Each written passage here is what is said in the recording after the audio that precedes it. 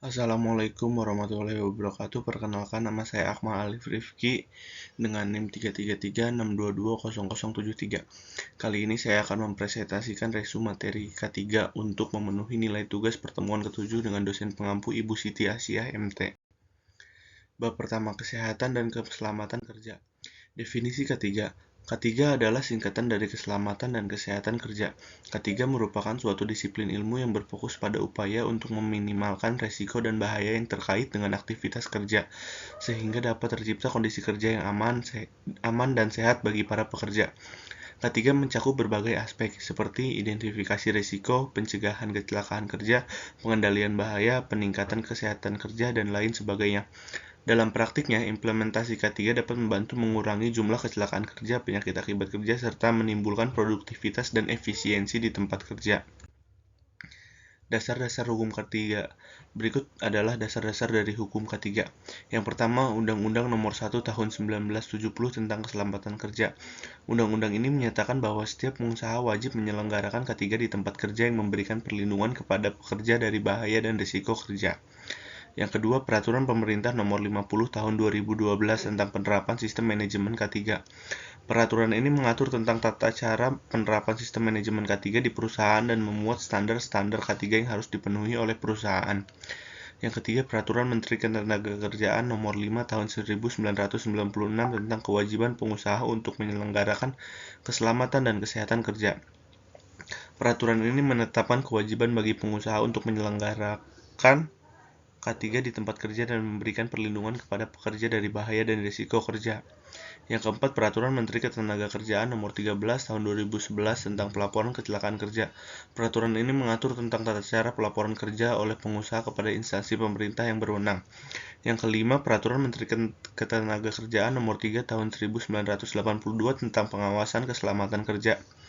Peraturan ini mengatur tentang tata cara pengawasan dan pemeriksaan keselamatan dan kesehatan kerja oleh instansi pemerintah yang berwenang.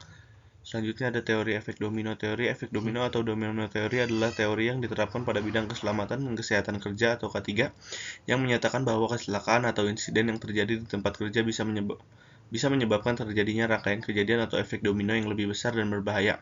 Contohnya, jika ada kecelakaan di tempat kerja karena penggunaan alat yang salah, efek domino dapat terjadi ketika penggunaan alat yang salah ini menyebabkan mesin rusak, pekerja menjadi stres, dan perusahaan harus menanggung biaya perbaikan mesin dan ganti rugi untuk pekerja yang terluka.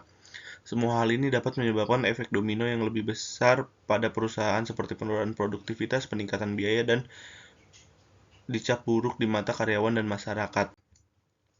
Bab 2. Prosedur darurat pada proyek konstruksi.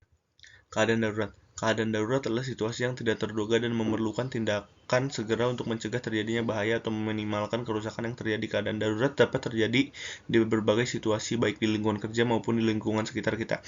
Contoh keadaan darurat di lingkungan kerja dapat meliputi kebakaran, ledakan, kecelakaan kerja, serangan teroris, bencana alam, dan lain sebagainya. Sementara itu, contoh keadaan darurat di lingkungan sekitar kita meliputi banjir, gempa bumi, tsunami, dan sebagainya.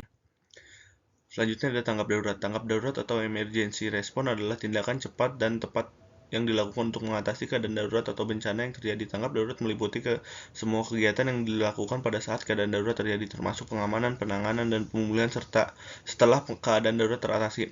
Tanggap darurat melibatkan banyak pihak, mulai dari petugas pemadam kebakaran, para medis, polisi, relawan, organisasi kemanusiaan, hingga pihak-pihak yang terkait dengan sektor kesehatan dan infrastruktur. Mereka bekerja sama untuk menyelamatkan nyawa, menyediakan bantuan medis, menyelamatkan harta benda, dan memberikan bantuan lainnya yang dibutuhkan dalam keadaan darurat. Selanjutnya ada prosedur darurat. Prosedur darurat adalah serangkaian langkah-langkah atau tindakan yang harus diambil untuk mengatasi situasi yang aman dan efektif. Berikut ini adalah contoh prosedur darurat umum yang dapat diterapkan di berbagai situasi darurat. Yang pertama, tetap tenang dan jangan panik. Yang kedua, periksa kondisi sekitar dan evaluasi situasi. Yang ketiga, beritahu orang di sekitar Anda tentang situasi darurat dan ajak mereka untuk segera keluar dari area tersebut. Jika ada yang terluka, segera berikan pertolongan pertama. Yang keempat, hubungi nomor darurat yang sesuai, jangan kembali ke area yang terkena dampak. Yang kelima, evaluasi. Bab ketiga, inspeksi. Definisi inspeksi. Inspeksi adalah pemeriksaan yang dilakukan dengan melakukan observasi langsung. Inspeksi keselamatan kerja merupakan suatu usaha untuk mendeteksi adanya kondisi dan tindakan yang tidak aman dan segera memperbaikinya sebelum kondisi dan tindakan menyebabkan suatu kecelakaan. Maksud dan tujuan inspeksi. 1. Menciptakan suasana dan lingkungan kerja yang aman serta yang bebas dari bahaya. 2. Menemukan perilaku kerja orang supaya mempunyai sikap kerja selamat. 3. Memelihara kualitas produksi dan operasional yang menguntungkan. 4. Mengamati penerapan atau pelaksanaan norma-norma keselamatan kerja. 5. Melokalisasi dan menetralisir bahaya yang ada. Selanjutnya ada manfaat inspeksi. 1. Untuk mengecek apakah sesuatu bertentangan atau menyimpang dari program sebelumnya. 2. Untuk meningkatkan kembali kepedulian keselamatan di lingkungan karyawan karena dengan inspeksi karyawan merasa bahwa keselamatannya diperhatikan. 3. Mengetahui semua standar keselamatan kerja yang telah ditentukan. 4. Sebagai bahan utama pengumpulan data guna mengadakan pertemuan keselamatan kerja. 5. Untuk menilai kesadaran keselamatan kerja di lingkungan karyawan perusahaan. 6. Untuk mengukur dan mengkaji usaha serta peranan para supervisor terhadap keselamatan kerja. Bab 4 ada perancah dan tangga.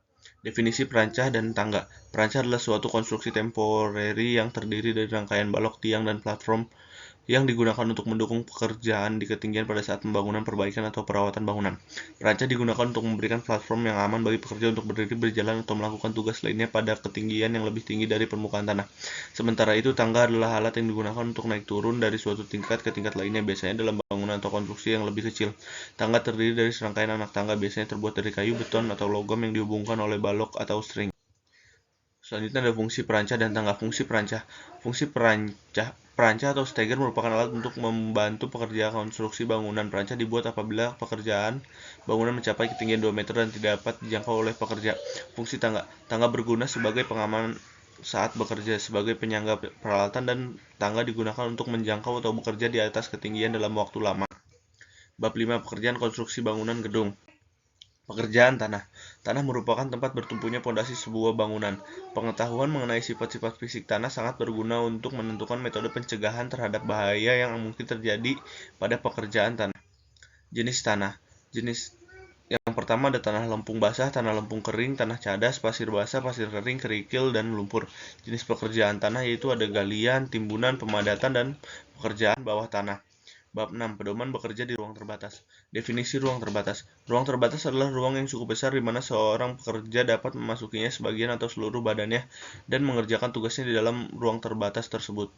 Menurut OSHA General Industry Definition, ruang terbatas memiliki keterbatasan jalur masuk maupun keluar yang tidak dirancang untuk tempat kerja berkelanjutan atau terus-menerus di dalamnya. Risiko bekerja di ruang terbatas. Yang pertama, konsentrasi oksigen yang kurang. Konsentrasi oksigen di luar batas oksigen yang aman dapat menyebabkan sesak napas. Selanjutnya ada konsentrasi pencemaran. Udara yang dapat menyebabkan kehilangan kesadaran atau sesak napas. Selanjutnya ada gas yang mudah terbakar. Konsentrasi dari pencemaran udara yang mudah terbakar. Yang selanjutnya tertimbun tanah. Tertimbun benda padat yang berjatuhan atau meningginya tingkat zat air yang dapat menyebabkan mati lemas ataupun tenggelam. Selanjutnya ada penyebab kecelakaan di ruang terbatas. Adanya peralatan mekanikal yang bekerja tanpa disengaja. Cairan dan gas yang berbahaya masuk ke ruangan melalui ruangan yang terbuka tanpa disengaja. Udara yang berbahaya dalam ruangan. Tidak ada petugas jaga di luar ruangan penyelamatan dan tindakan darurat yang kurang terencana dengan baik. Ventilasi yang kurang sehingga terjadi dehidrasi. Ya, mungkin cukup sekian dari saya. Berikut ada quotes dari Terelia yaitu, jangan menyerah, jangan berputus asa, kalau kita masih punya nafas, masih punya kesempatan. Semoga video ini dapat bermanfaat bagi yang melihat. Kurang dan lebihnya mohon dimaafkan. Wabillahi taufiq wal hidayah. Wassalamualaikum warahmatullahi wabarakatuh.